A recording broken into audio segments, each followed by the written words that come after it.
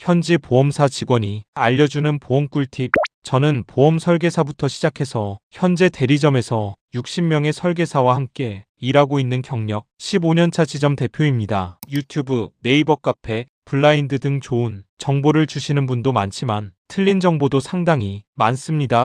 설계사라도 모든 분야를 잘 아는 것은 아닙니다. 생각보다 모르는 부분이 더 많고 일반인보다 조금 더 아는 정도입니다. 대부분 한 달에 몇십만 원의 보험료를 꼬박꼬박 내는데 내 상황과 맞게 보험 보장이 되어 있는지, 불필요하게 중복 설계가 되어 있지 않은지, 노후 자금은 설계가 되어 있는지를 확인해야 합니다. 혹시 주변 지인이나 친구, 가족에게 정확한 분석 없이 보험 가입을 했다면 지금이라도 꼭 체크를 해보세요. 한 달에 몇십만 원이지만 최종적으로 내야 되는 돈은 몇 천만 원이나 됩니다. 우선 영상을 보시고 무료 상담을 원하시면 프로필에 카카오톡으로 문의 주시고 댓글로 질문과 함께 카카오톡 아이디 남겨주세요. 앞으로 최대한 쉽게 합리적인 보험 이야기 알려드릴게요.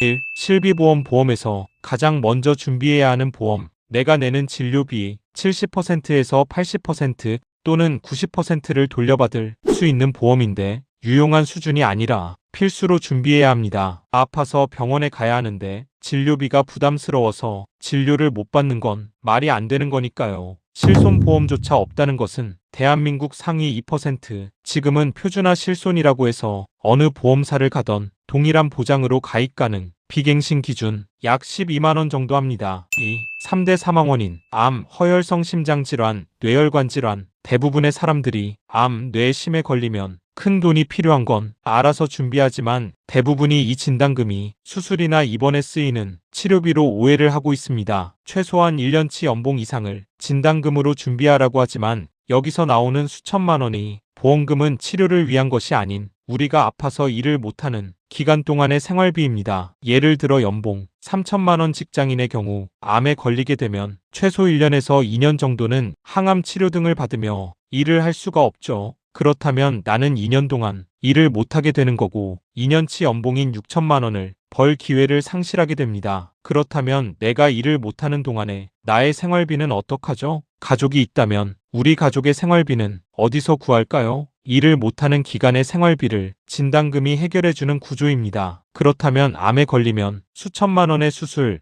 입원, 치료비가 든다고 하는데요. 이 비용은 어떻게 해결하냐고 궁금해할 수 있습니다. 대한민국은 국민건강보험, 실비보험이 잘 되어 있어서 치료비의 70%에서 90%는 충분히 해결 가능하고 약 5천만 원의 치료비가 든다고 가정하면 개인 부담금은 단순 계산으로 500만 원 정도 소요됩니다. 500만 원이 없으면 어쩌냐고 할 수 있는데요. 재무적인 관점에서 월 급여의 23달치 이상은 CMA 통장 등을 이용해서 비상예비 자금으로 관리해야 합니다. 예상치 못한 지출을 방어하기 위해서죠. 3. 비갱신형 보험. 갱신형이 비갱신형보다 저렴해서 젊은 나이에 가입할 때 싸다는 이유로 가입하는 경우가 많은데요. 갱신형이 지금 저렴한 이유는 어린 나이에는 질병에 걸릴 확률이 굉장히 낮기 때문입니다. 대부분 3대 사망 원인인 암, 심장, 뇌에 대해서는 70세 이후에 발병률이 급증하게 됩니다. 따라서 노년 시기에 보험료가 부담스러워서 보험 유지가 어렵게 될 것이고 노후 자금 준비도 힘든데 비싸진 보험료를 못 내고 해지하게 되면 그동안 낸 보험료는 자연스럽게 공중분해가 됩니다. 따라서 젊은 나이에 보험을 준비하게 되면 비갱신형으로 준비를 해야 합니다. 20년 납 100세, 만기 등으로 가입해서 경제활동을 하는 젊은 나이에 보험료 납입을 완료하고 그 이후로는 돈을 안 내고 보장을 계속 받는 것이 효율적입니다. 당장이 비싸다고 갱신형을 선택했다가는 일찍 죽는 게 행복해질 수도 있습니다. 보험료는 물론 비쌀수록 범위가 넓고 진단금이 크고 하겠지만 재무 설계를 준비해보면 위험관리를 위한 보장성보험은 소득의 10% 정도로 준비하는 것이 적합하다는 내용이 나옵니다. 즉,